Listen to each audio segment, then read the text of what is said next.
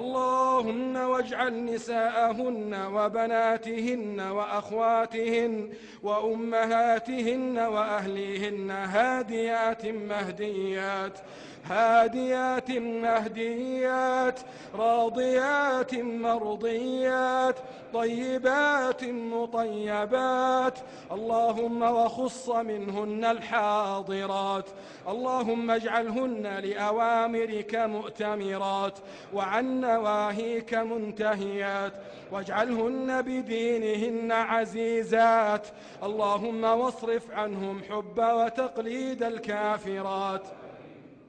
اللهم احفظهن من شر الأسواق والفساق والأفراح والطرقات. اللهم املأ قلوبهن إيمانا واملأ وجوههن حياء، واجعلهن قدوة في لباسهن وأخلاقهن.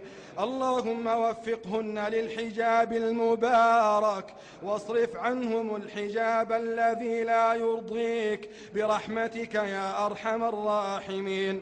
اللهم احفظهن من أن يفتن أو يفتن أو يضللن أو يضلل. اللهم يا حي يا قيوم، من خرجت من بيتها وقد تسترت لك، اللهم استرها فوق الأرض، واسترها تحت الأرض، واسترها يوم العرض برحمتك يا أرحم الراحمين.